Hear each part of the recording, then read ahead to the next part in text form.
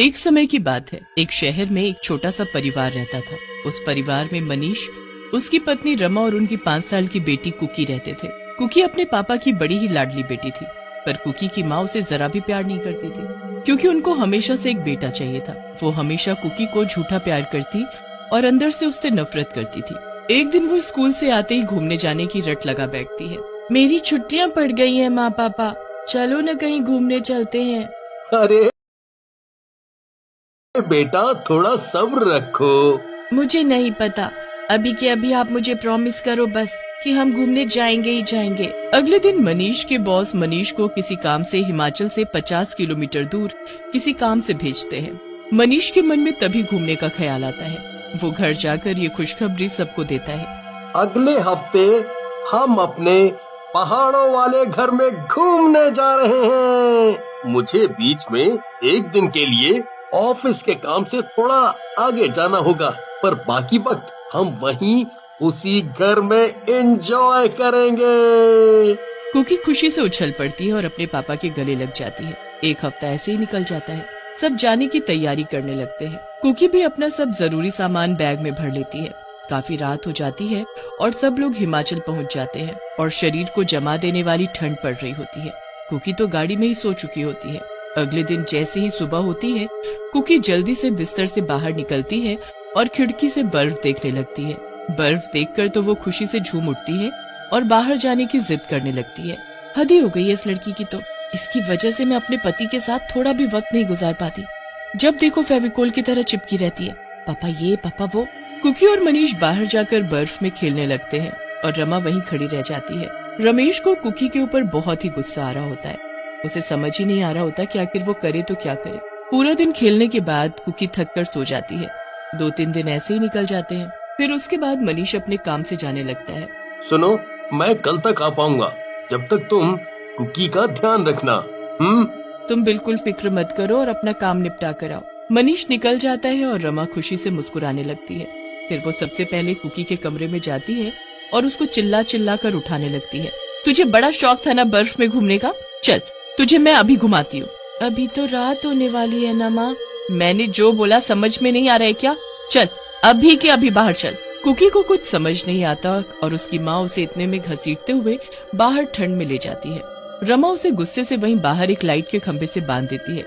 उसके बाद वो चिल्ला ना पाए इसलिए उसके मुंह पर कपड़ा भी बांध देती है। कुकी ठंड से बुरी तरह कांपने लगती है। रमा उसे बांधकर अंदर आकर मजे में सो जाती है। पूरी रात कुकी बर्फ में खड़ी रहती है। कुछ ही देर में उसका शरीर जम जाता है और वो बेहोश हो जाती है। धीरे धीरे कुकी की सांसें रुकने लगती हैं। सुबह तक कुकी की जान निकल जाती है और वो वहीं खड़े खड़े मर जाती है। सुबह होते ही रमा कुकी को देखने जाती है, पर उसे मरा देख उसकी हालत खराब हो जाती है। अरे ये क्या हो गया? इसकी तो सांस रुक गई। हे भगवान, ये तो मर चुकी है। अब मैं क्या करूं? एक काम करती हूँ, इसे जल्दी से अंदर ले जाकर लिटा देती हूँ। रमा कुकी को उसके बिस्तर पर लिटा देती है। वो घबराहट के मारे यहाँ से वहाँ टहलती रहती है और इतने में मनीष आ जाता है। देखो कुकी, मैं आ गया। अब वो कुकी अभी सोई है। मनीष अगले दिन उठते ही कुकी को उठाने जाता है, पर कुकी तो हिलती भी नहीं। काफी देर बाद मनीष को समझ आता है कि कुकी मर चुकी है। उसकी सांसें नहीं चल रही। वो बुरी तरह चिल्लाने और रोने लगता है। ये कैसे हो गया? मेरी बेटी को क्या हो गया? मनीष को इस बात का बहुत सदमा लगता है। कुछ दिन ऐसे ही बीत जाते हैं। मनीष और रमा अपने घर भी वापस आ चुके होते हैं। फिर एक रात जब मनीष सो रहा होता है तो रमा को एक ठंडी हवा का झोंका आता है। अरे इस गर्मी में ये ठंडी बर्फ जैसी हवा कैसे? रमा उठकर देखती है तो नीचे फर्श पर बर्फ ही बर्फ पड़ी होती है। रमा अपने कमरे में बर्फ देखकर हैरान रह जाती है। इतनी गर्मी में ये बर्फ कहाँ से आई? रमा उस बर्फ को देख ही रही होती है कि तभी उस बर्फ से एक चुड़ैल बच्ची निकलकर उसके सामने खड़ी हो जाती है। रमा उसे देख जोर से चिल्लाती है, चुड़ैल जल्दी उठो मनीष। नहीं छोड़ूंगी तुझे, अब तू नहीं बचेगी मुझसे। रमा की चीख सुनकर मनीष जल्दी से उठ जाता है और रमा को पसीने में तर देखकर उससे पूछता है तो रमा डरते हुए सामने की तरफ हाथ करती है।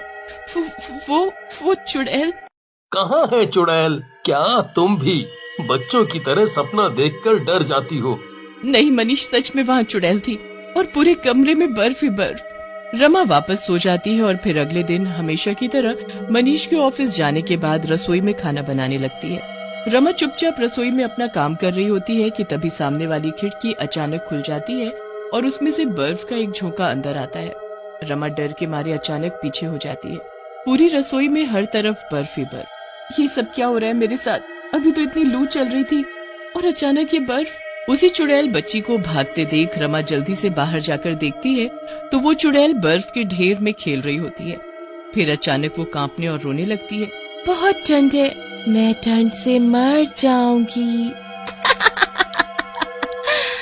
ऐसे ही मरेगी तू, ऐसे ही ठंड से तड़प तड़प कर। कौन हो तुम? मुझे क्यों परेशान कर रही हो? मैंने आखिर किया क्या है? तूने मेरी जान ली है।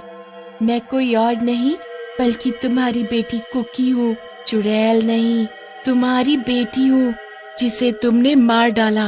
अब मैं अपनी मौत का बदला लेने आई हूँ और अपना बदला लिए बिना मेरी आत्मा को शांति नहीं मिलेगी।